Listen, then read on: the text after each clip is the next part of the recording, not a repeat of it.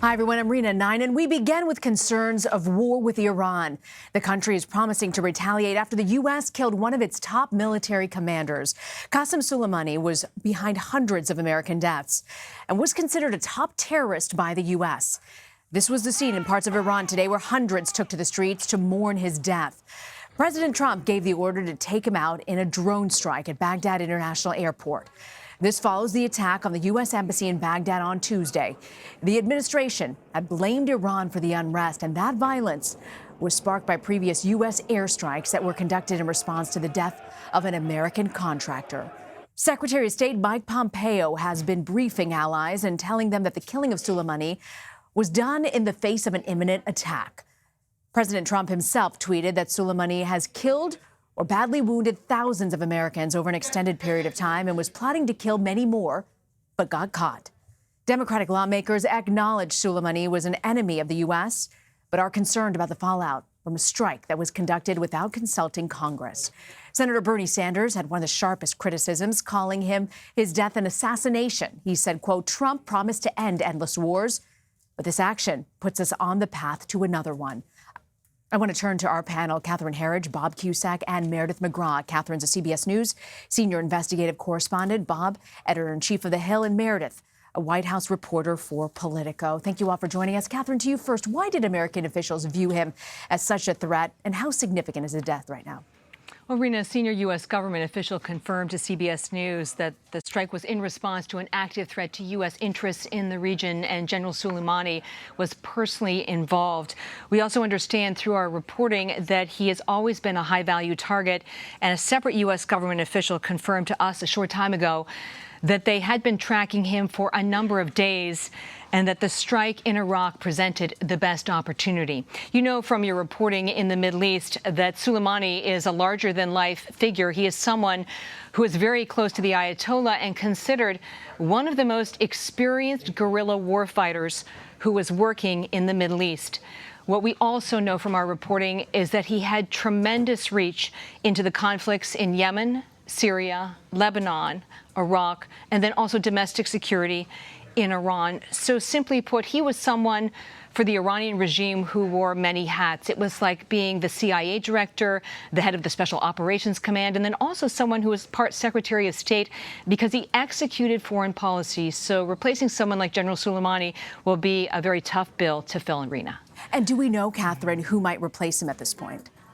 Well, the person who has been widely cited by the Iranians and others is someone called Qassem Soleimani. He's someone who has been a deputy to Soleimani over the years. He's obviously operated in his shadow, and he's not a charismatic leader in that sense. He's someone who's been more administrative in his functions, so he doesn't have that street cred.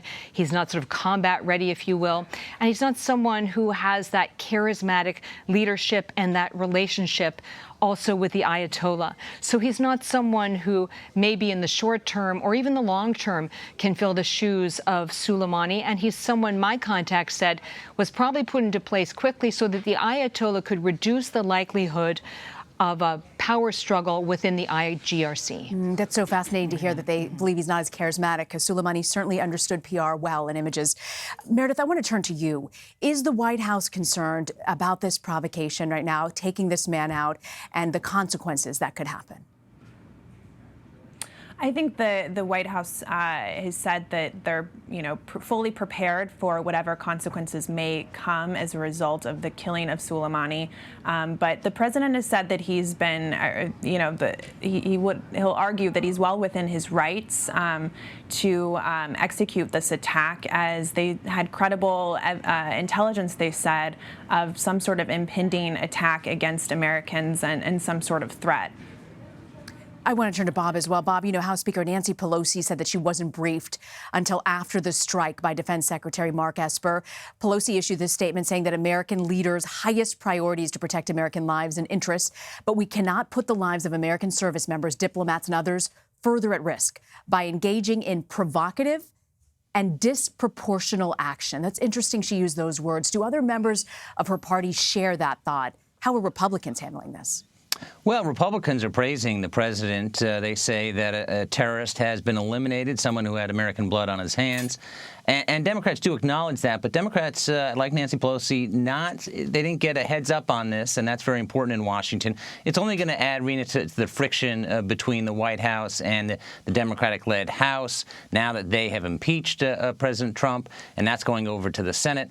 So you're seeing a very polarizing response to this. I think the presidential candidates on the Democratic side are going to have to answer the question at some point, maybe in a debate, if you had this intel, would you have gone after Soleimani? And that's going to be, I think, a little tricky one to answer for them. You know, Meredith, the president facing criticism for not consulting with lawmakers ahead of time. Is there a sense from the White House as to why he chose to keep them in the dark? And what are the plans at this point to brief members of Congress? Well, Senate Majority Leader Mitch McConnell said recently on the House floor that there are plans for the administration to brief members of Congress next week. They're briefing staffers today. And President Trump seemed to have included some in his close circle in this decision-making process. Senator Lindsey Graham said that when he was down in Florida with the president this past week, he was given an update on the potential for an operation to kill Soleimani. But the president did largely keep people out of the dark on this decision-making process. And, you know, like I said, he's going to argue that this was within his right, as they had credible evidence of some sort of impending attack, but it is going to bring some backlash as to why he kept Congress members out of this process. Catherine, we heard from Pompeo, Secretary of State Pompeo today say that there was cheering in Iraq. Sort of reminded me of when back in the day, Defense Secretary Rumsfeld said that we'd be greeted with candies and flowers by liberating Baghdad. Is there a sense as to what they worry about retaliation might look like, particularly as we look at the images on the ground in Iran of protests emerging? The sense of nationalism in Iran can't be underestimated, especially after an attack like this. Well, when you look at a scenario like this, Rena, you have to consider the issue of retaliation. And what is always most concerning about someone like Soleimani is the broad reach, and specifically Hezbollah, and whether they would be at the tip of the spear in terms of retaliating against the United States. You can't underestimate how broad Soleimani's reach was, as he was the architect of instability in the region and those number of countries that I mentioned. So Yemen, Afghanistan, Syria, also Lebanon, and then also Iraq, and then domestic security inside of Iran. So they have a lot of levers that they can pull. But one issue, if I could just digress, that has my attention is that we talk a lot about how experienced General Soleimani was. So he is someone who was very careful with his own security. And what my contacts are pointing to is that it's known to anyone who works in this space that a target is always the most vulnerable when they're on the move. And based on my reporting, he had a frenetic series of travel during these last few days, and that brought him ultimately to Baghdad and that convoy. And when an operative is on the move, that is the moment when we're in the best position to take a strike, which is what we did here. And Soleimani is someone who is so experienced that it seems unlikely that he would make such a basic OPSEC or operational security mistake. So it was either arrogance, one of my contacts said, or he was under extreme time pressure that may have been connected to this active plot that Secretary Pompeo has described. Fascinating to hear. I want to turn now to national security correspondent as well, David Martin from the Pentagon. David, what is the reaction from the Pentagon, particularly about protecting American assets in the Middle East especially? Well, the way officials and the military describe the sequence of events here, this operation was set in motion after the attack last Friday on an Iraqi military base in Iraq, which killed one American defense contractor. That's when the original direction was given, we're going to take this guy out. And then you had the attack on the U.S. Embassy, but officials say the attack on the U.S. Embassy, while it got a lot of visibility, was not really what set this in motion. The attack on the base, which killed an American, was carried out by a Iranian-backed militia, which is directly controlled, according to U.S. intelligence, by Soleimani. So that was what got this going. At the same time, they were picking up this intelligence in which Soleimani was talking about, quote unquote, a big action. And he was traveling around the Middle East in what U.S. intelligence believed were a final series of briefings with local militias before this so-called big action was put into play. He had been to Syria the night before. He then went to Lebanon, and he flew from Lebanon into Iraq. And when he landed at Baghdad airport, there were two Reaper drones circling overhead.